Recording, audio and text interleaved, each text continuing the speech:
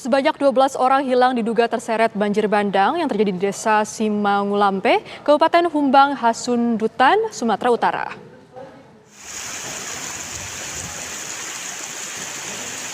Pencarian sudah memasuki hari kedua dari 12 korban hilang, baru 1 orang ditemukan di pinggir Danau Toba Sabtu kemarin. Memasuki hari kedua pencarian korban banjir bandang, tim gabungan TNI Polri, Basarnas, petugas BPBD melanjutkan pencarian dengan mengerahkan 5 unit alat berat. Banyaknya bebatuan besar bercampur lumpur menyulitkan petugas melakukan pencarian. Berdasarkan data pemerintah Kabupaten Humbang Hasundutan, ada 35 rumah warga yang rusak berat, sementara akses jalan dari Kecamatan Bakti Raja menuju Kecamatan Muara. 1 dari 12 orang korban hilang akibat banjir bandang yang ditemukan merupakan karyawan sebuah hotel.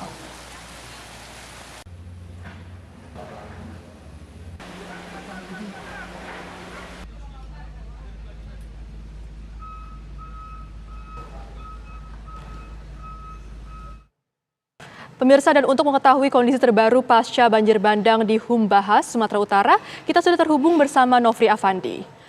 Selamat siang Nofri, bagaimana situasi terkini di sana? Apakah sudah ada korban yang kembali ditemukan?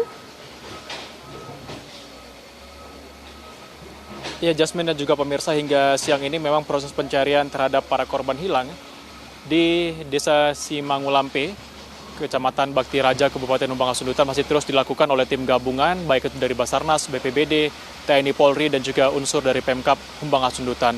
Saat ini kami melihat memang alat-alat berat tengah berupaya untuk menggeser bebatuan besar yang merupakan material longsor dari banjir bandang ini yang memang cukup sulit dan menyulitkan para petugas untuk mencari korban hilang yang sampai saat ini masih berjumlah 11 orang, dan sebelumnya memang ada 12 orang korban hilang, namun 1 orang telah ditemukan meninggal dunia dengan jenis kelamin wanita, begitu sekitar berusia 19 tahun di pinggiran Danau Toba. Dan hingga saat ini memang kami masih melihat seperti apa upaya keras dari para petugas untuk berusaha mencari korban-korban hilang ini dan juga menggeser bebatuan besar, baik itu dengan menggesernya ataupun membawanya ke tempat lain atau bahkan juga dipecahkan di lokasi tersebut. Nah, untuk mengetahui seperti apa langkah dari proses pencarian korban hilang dan juga pembersihan material longsor, saya akan berbincang dengan Kasih Ops Basarnas Medan. Sudah ada Bapak Zul Indra. Selamat siang Pak Zul Indra. Siang Bang. Pak, bisa dijelaskan seperti apa proses pencarian hingga siang ini telah dilakukan? Kita melakukan pencarian ada 2 session. Yang pertama di air, yang kedua di darat. Dengan menggunakan alat berat, jadi tim dibagi ada 4 seru darat dan seru air. Baik, Bapak. Dari tim sendiri ini kan gabungan Pak ya, ada berapa sih total yang ikut dalam proses pencarian maupun evakuasi ini? Ya, total hari ini jumlah personil kita ada 362 orang. Unsurnya dari TNI, Polri, Basarnas maupun BPBD provinsi maupun setempat. Baik Pak, ini kan sudah banyak sekali bantuan dari tim-tim lainnya. Dari Basarnas sendiri tugas spesifikasi seperti apa Pak untuk pencarian hari ini? Kita tetap mencari dengan menggunakan alat berat, kita berdampingan juga mencari daerah-daerah titik yang dicurigai di mana korban pada saat itu. Baik, Pak. Nah, melihat kondisi cuaca hingga siang ini Pak, ini cenderung sedikit hujan begitu Pak ya. Apakah proses pencarian ini akan tetap dilakukan atau nanti ada batas-batas tertentu yang harus dihentikan begitu Pak? Ya, tadi sempat hujan sebentar, tapi apabila terus berlanjut hujan akan kita hentikan sementara pencarian. Perkiraan hari ini seperti apa Pak? Perkiraan hari ini cuacanya gitu, cuaca agak mendung di lokasi. Nah, melihat kondisi bebatuan yang cukup besar ini Pak, dari Basarnas sendiri itu memberikan waktu tanggap bencana ini seperti apa Pak? Berapa hari kira-kira? Kalau kami dalam SOP kami 7 hari pencarian, apabila ada perpanjangan kita ditambah 3 hari lagi, jadi 10 hari. Nah, dari temuan Basarnas sendiri Pak, penyebab longsor ini seperti apa Pak? Apakah memang dari banjir bandang dan sebagainya, sementara dari dugaan yang telah ditemukan? Kalau kita melihat ini adalah banjir bandang yang luar biasa. Baru kali ini saya melihat banjir yang luar biasa, bebatuan yang sangat besar datang ke pemukiman desa ini. Baik Pak, ini menghujam pemukiman. Berapa Pak sementara dari data terakhir yang terdampak ini Pak? Data yang terakhir terdapat rumah kita itu 35 rumah.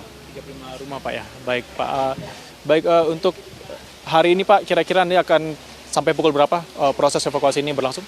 Kita rencanakan pukul 6 sore. Sore dihentikan Pak ya. Baik, terima kasih Pak Zul Indra, selamat bertugas kembali dalam proses evakuasi ini. Terima kasih. Baik, itu tadi pemirsa seperti apa penjelasan dari Kasih Ops Basarnas Medan Bapak Zul Indra yang saat ini tengah melakukan proses evakuasi, baik itu pencarian korban maupun pembersihan material longsor bersama tim gabungan lainnya. Tadi kami juga berbincang dengan pihak kepolisian dan terlihat memang saat ini sudah ada tim K9 ataupun detasemen anjing pelacak dari Ditsamapta Polda Sumatera Utara yang turut membantu mencari korban. Yang hingga saat ini memang masih belum ada tanda-tanda, baik itu dari anjing pelacak sendiri, tadi kami melihat belum menemukan titik di mana adanya dugaan korban hilang tersebut tertimbun begitu, dan baik dari Basarnas sendiri juga saat ini masih terus berupaya semaksimal mungkin untuk menemukan korban-korban hilang. Tadi juga keluarga korban terus berdatangan untuk berupaya mengambil sisa-sisa barang-barang yang masih dapat diamankan. Tadi juga ada foto-foto kenang-kenangan, tentunya ini menjadi hal yang cukup memilukan dari para keluarga yang saat ini tengah menunggu kabar informasi apakah memang ada keluarganya yang masuk dalam salah satu korban hilang dan meninggal dunia. Mungkin sementara itu yang dapat saya kabarkan dari sini. Jasmine Rahmadi, saya kembalikan ke studio. Ya, Nofri, melihat cuaca di sana sedikit mendung, apabila pencarian hari ini dihentikan, apakah besok hari ini akan kembali dilanjutkan atau seperti apa, Nofri? Ya baik Jasmine, tentunya seperti yang dikatakan oleh pihak Basarnas tadinya, ini akan tugas sementara selama 7 hari dan jika memang ada perpanjangan itu mungkin akan ditambah 3 hari, total menjadi 10 hari. Dan tentunya jika dihentikan pada hari ini dapat dipastikan proses pencarian dan juga proses pembersihan material longsor ini akan dilanjutkan kembali esok hari. Mengingat memang ini masih belum ada tanda-tanda dari ke-11 orang ini dinyatakan hilang, apakah memang masih dapat ditemukan dengan harapan masih bernyawa ataukah memang dalam keadaan meninggal dunia. Dan sementara masih 1 orang perempuan yang saya sampaikan tadi yang merupakan karyawan hotel yang menjadi salah satu bangunan terdampak dari hujaman material longsor bebatuan ini, di mana hotel tersebut tepat berada di pinggir Danau Toba yang bernama Hotel Senior Bakara, dan ini tepat di depan bebukitan. Meski begitu kami masih menunggu tentunya kajian-kajian dari pihak terkait seperti BMKG dan pihak-pihak lainnya mengenai dari mana asal batu ini, sehingga ini sangat luar biasa sekali, cukup berukuran besar dan tentunya sangat menyulitkan alat berat untuk mengangkat batu-batu ini.